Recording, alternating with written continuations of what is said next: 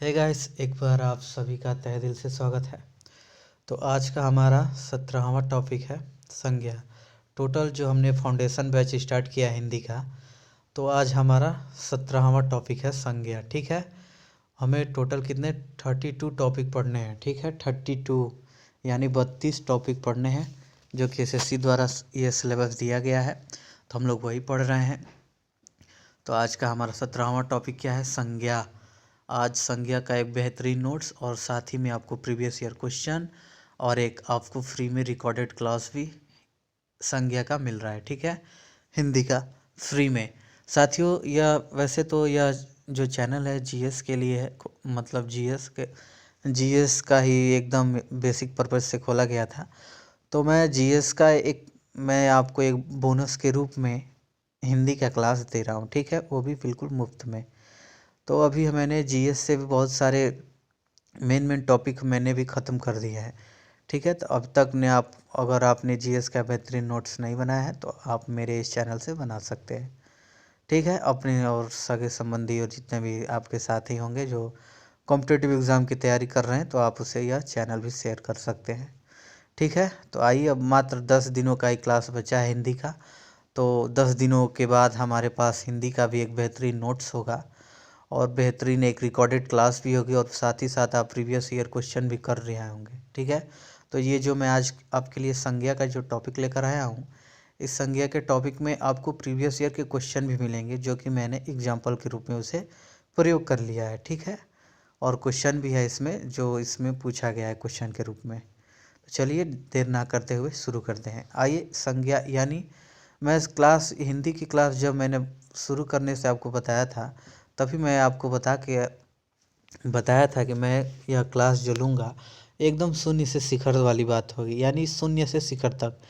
इसका अर्थ क्या है? यानी बेसिक जिसका क्लियर नहीं होगा उसको यहाँ से उसका बेसिक भी क्लियर हो जाएगा और वो एकदम हाई लेवल तक के क्वेश्चनों को कर रहा होगा। ठीक है, तो चलिए शुरू करते हैं एकदम शुरू से और एकदम हाई लेवल तक, यानी शून्य से शिखर तक।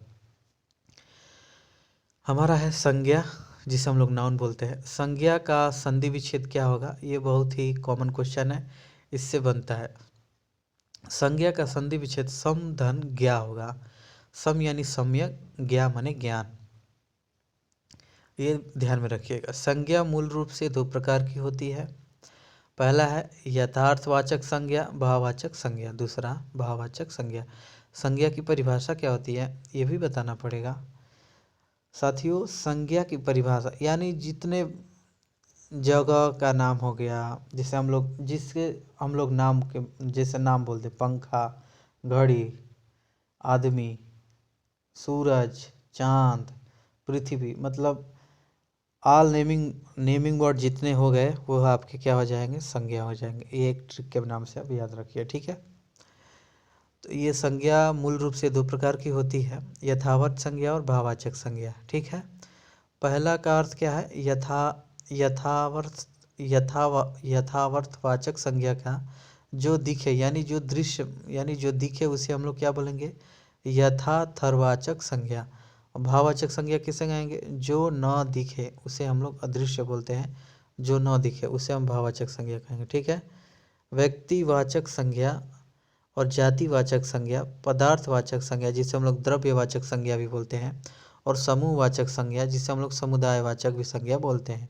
ये इसके अंग है यथावर्थ संज्ञा के। ठीक है, जो दृश्य में जो दिखे, और जो भाववाचक संज्ञा है जो ना दिखे, जो अदृश्य हो, उससे हम लोग भाववाचक संज्ञा कहते हैं। ठीक है, प्राचीन हिंदी में संज्ञा के कितने भेद हैं? 5 भेद हैं।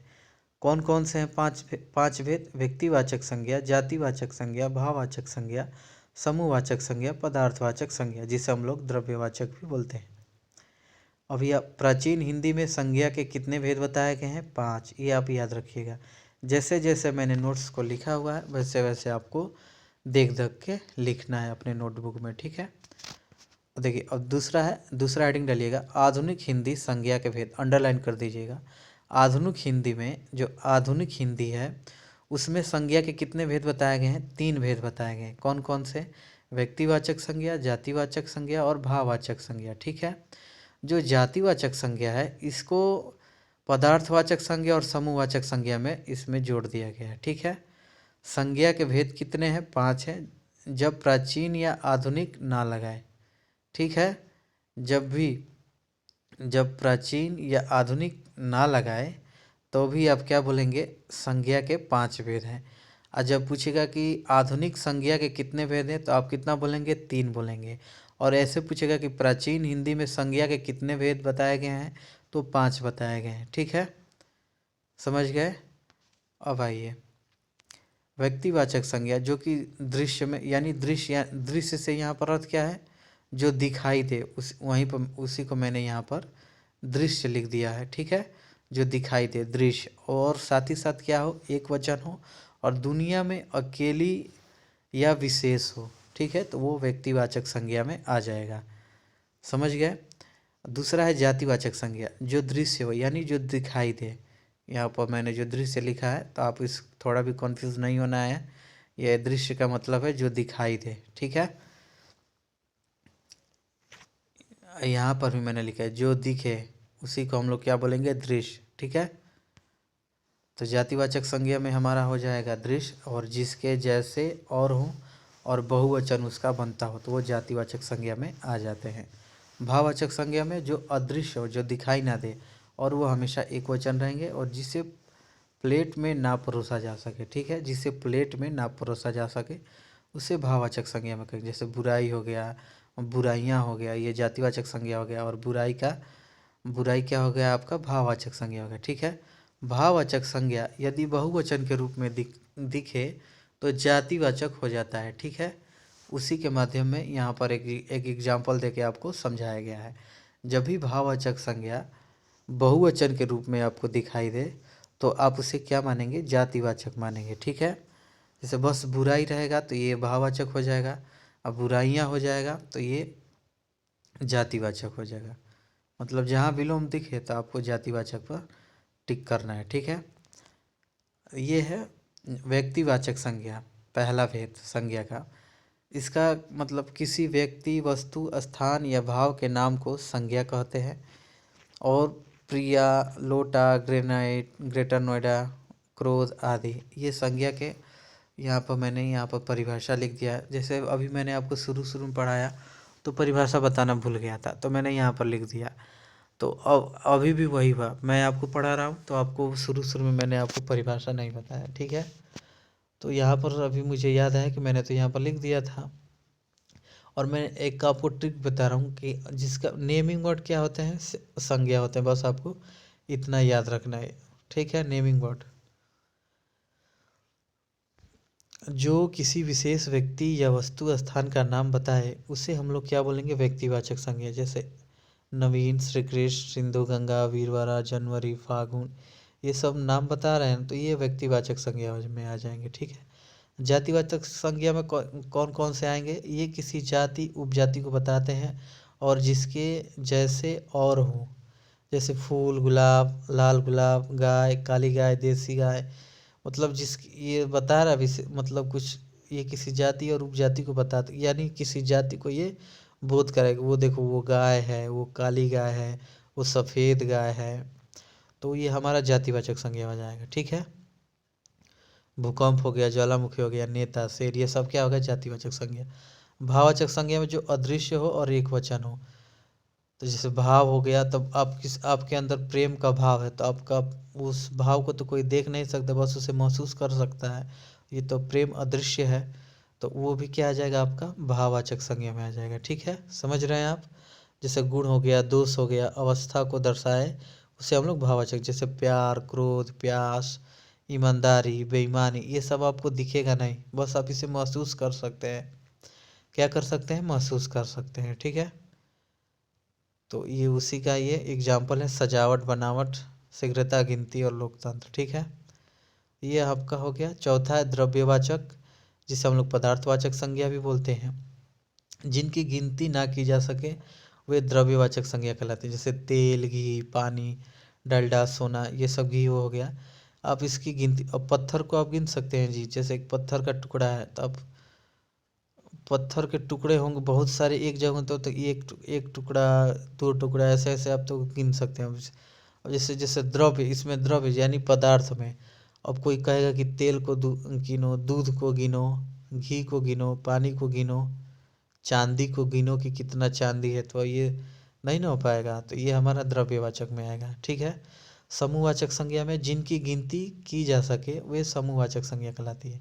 जैसे संगठन हो गया, आर्मी हो गया, पुलिस हो गया, कक्षा हो गया, संसद, संसद में हमारे कितने सदस्य बैठे हैं, लोकसभा में कितने मतलब जिसकी गिनती कर सके वो समूहवाचक संज्ञा में आएगा। ठीक है। अब कोई आर्मी होगी तो आर्मी में हम लोग एकदम एक एक लोगों को काउंट कर सकते होंगे कि इस आर्मी में, इस बटालियन में कितने आदमी हैं। ठीक है।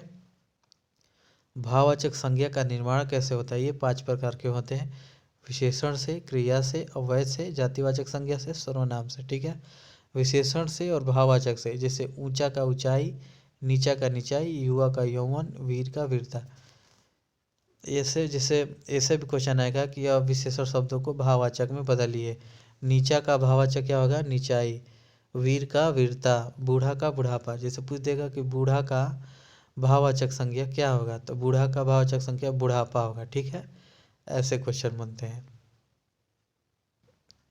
अब सर्वनाम से भाववाचक कैसे बनेंगे? मम, निज, सर्व। तो ऐसे क्वेश्चन पूछेगा आपको, सर्व का भाववाचक संज्ञा क्या होगा, तो सर्वदा होगा। जातिवाचक संज्ञा से भाववाचक संज्ञा कैसा आएगा?